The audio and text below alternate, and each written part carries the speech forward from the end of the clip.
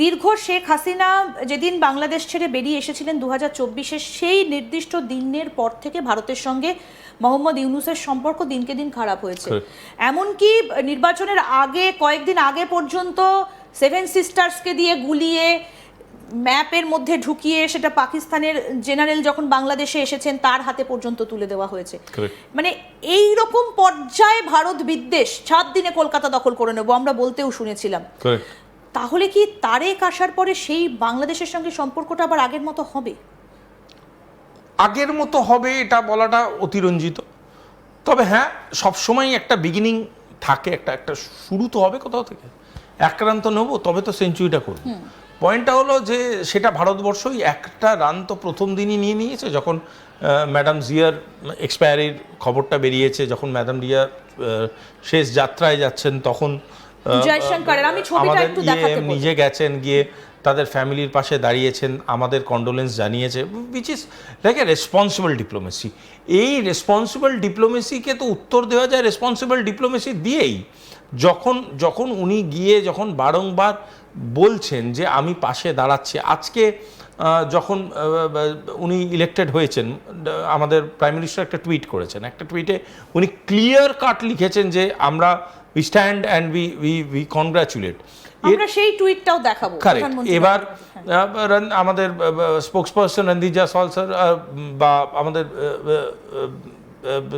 EMC বা আমাদের foreign secretary সবাই বলেছে, যেটা আমরা স্টেবিলিটির কথা বলি, আমরা ব্যালেন্সের কথা, আমরা ইকুইলিব্রিয়ামের কথা বলি। আমরা বলছি সব সময় দাঁড়িয়ে একটা রেসপন্সিবল রাষ্ট্র যে 3 দিক থেকে ঘিরে আছে একটা রাষ্ট্রকে, সে সুসম্পর্ক যদি আপনাদের সাথে থাকে, আয়তনে আপনারা যাই হন না কেন, আপনারা একটা অ্যাসেট হিসাবে নিজেদের এশিয়াতে তুলে ধরতে পারবেন। দিনের পর দিন এই রক্তক্ষরণ, দিনের পর দিন এই সাধারণ মানুষের মৃত্যু, দিনের পর দিন এই নোংরা বিদ্বেষী আলোচনা, দিনের পর দিন ভারতকে গালাগাল করা, এতে বাংলাদেশ কতটা এগিয়েছে, কতটা এগোতে পেরেছে। দেখুন ভাষা দেখুন, এখানে মানে আমরা এটাকে এআই এর মাধ্যমে ট্রান্সলেট কারেক্ট। আমি একবার আমাকে অনুরোধ করব যদি ইংলিশটা দেখানো যায় একবার, তো সেখানে 2-3টে ওয়ার্ড ইউজ করা আছে, যেই ওয়ার্ডগুলো আমার ধারণা অত্যন্ত মানে বুঝে শুনে প্ল্যান্ড ওয়েতে সেই ওয়ার্ডগুলোকে রাখা হয়েছে, সো দ্যাট যাতে করে বার্তাটা যেটা যাবে সেই বার্তাটা কিন্তু কোনো মতেই কোনো মানে ভুল বোঝাবার জায়গা থাকবে না। ভারতবর্ষ যেটা ফিল করছে সেই ফিলিংসটার মধ্যে যে ইন্টেন্সিটিটা আছে, ইন্টেন্সিটিটা খুব ইম্পর্টেন্ট। এবং ইন্টেন্সিটির সাথে আরেকটা শব্দ খুব ম্যাচ খায় বলাই বাহুল্য, সেটা হচ্ছে ইন্টেনশন বিহাইন্ড অ্যান অবজেক্টিভ। এই যে এই ইন্টেনশন কথাটাতে আমি একটা কথা একটু বলি। 25শে ডিসেম্বর সম্ভবত দিনটা ছিল, ঢাকায় এসে নেমেছেন তারেক রহমান। তাকে কিন্তু হিথ্রো থেকে ভারতের দিল্লির আকাশ সীমাটা ক্রস করে আসতে হয়েছে, মানে অনুমতি ছাড়া। না এটা কোনো কথা না, এটা নিজের ফ্লাইট, যে যার মতো। ভারত কোন দিন কোন ফ্লাইটকে মেরে নামিয়ে দিয়েছে, এইগুলো কাকতালীয় নেটফ্লিক্সের গল্প। ভারতবর্ষ আপনি বলুন, ছেড়ে দিন, আপনি তারেক রহমানের কথা ছেড়ে দিন, আপনি যে কারোর কথা বলুন, ভারতের উপর দিয়ে বহু ফ্লাইট উড়ে যায়, ভারত কোনো ফ্লাইটকে শুনেছেন আপনি মেরে নামিয়ে নিয়েছেন? এরকম কাজকর্ম ভারত করে না। আচ্ছা, এই যে এখানে একটা কথা আছে, as to close neighbours with deep rooted historical and cultural ties, এটাকে প্রথমেই বলা হয় কল ফর কালচারাল ডিপ্লোমেসি। প্রথমেই বলছে যেন দুটো মানে পানি এবং জল একসাথে মিশে যাচ্ছে, এবং এই মিশে যাওয়ার যে বক্তব্যটা, এটা প্রমাণ করছে পিস, প্রোগ্রেস অ্যান্ড প্রসপারিটির যে বার্তাটা আমরা দিচ্ছি, সেটা শুধু আমরা মিন করছি না। আচ্ছা, আমরা তো প্রচুর খারাপ ন্যারেটিভ আমাদের ব্যাপারে দেওয়া হয়েছে। ভারত কি একটা খারাপ কথা বলেছে? ভারতকে একবারের জন্য কাউকে খুব কুরুচিকর কোনো মন্তব্যের উত্তরে খুব কুরুচিকর কোনো মন্তব্য বলেছে? ভারত শুধু বলেছে অবজারভেশনসের কথা, ভারত শুধু বলেছে আমরা কন্ট্রোলড অ্যাগ্রেশনে বিশ্বাস করি। ভারতবর্ষ চাইলে কি তার উত্তর দিতে পারতো না?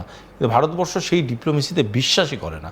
ভারতবর্ষ বরং বরাবর বলে এসছে যে ইলেক্টেড গভর্নমেন্টের সাথে আমরা কথায় বসবো। এবার তাহলে কি হবে? মোহাম্মদ ইউনূসের কি হবে? বঙ্গোপসাগর বিক্রি করে দেবার যে চুক্তি করেছিলেন সেটার কি হবে? এই যে সেন্ট মার্টিনসে আমেরিকান নেভাল অফিসাররা এসে ঘাঁটি গেড়ে বসেছে, সেটার কি হবে? আইএসআই এর যে ক্যাম্প ভেতরে ক্যান্টনমেন্টে ঢুকে গেছে, সেগুলোর কি হবে?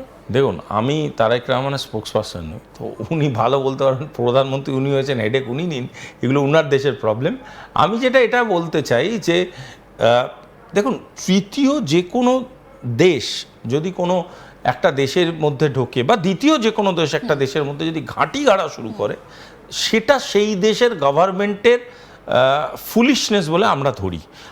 আজকে যতই বন্ধুত্ব থাকুক না কেন, ট্রেনিং হতে পারে, ট্রায়াল হতে পারে, দুজনের মধ্যে এক্সচেঞ্জ হতে পারে, ইন্টারাকশন হতে পারে, বাট তার মানে এই নয় যে আমরা কক্সবাজার দখল করে বসে থাকবো, আমরা এটা কোনোদিন কোনো সভ্য দেশের পার্ট অফ অ্যাডমিনিস্ট্রেশন হতে পারে না।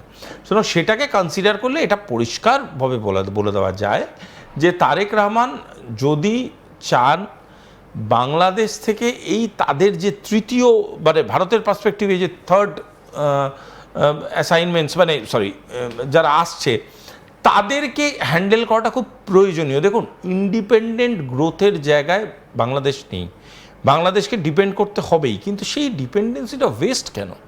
সেই ডিপেন্ডেন্সিতে তো ভারতের সাথে ভারত এগিয়ে যেতে পারে। ভারত এত ইন্টারন্যাশনাল ট্রেড ডিলসে নিজেদের ইনভলভ করছে, ওয়াই? বাংলাদেশ তো বিমস্টেকেও আমাদের সাথে আছে, তো কেন বাংলাদেশ ভাববে না যে আমরা বিভিন্ন রকমভাবে টাই আপে এগোবো?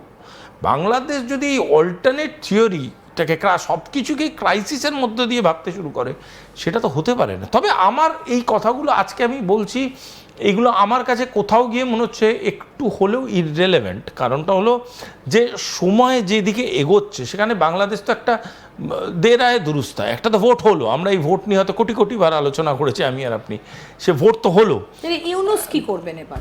ইউনূস তো এই বয়সে সাধারণত, দেখুন এই বয়সে পাকিস্তানের সঙ্গেও সখ্যতা, আবার আমেরিকার সঙ্গেও সখ্যতা, যা কোনো একটা দেশে চলে যাবেন। এখন উনি এয়ারপোর্টে কিভাবে যাবেন না যাবেন, উনাদের দেশের লোকরা কতটা ওনাকে এয়ারপোর্ট অবধি পৌঁছতে দেবে, এইগুলো হচ্ছে উনাদের ইন্টারনাল ব্যাপার।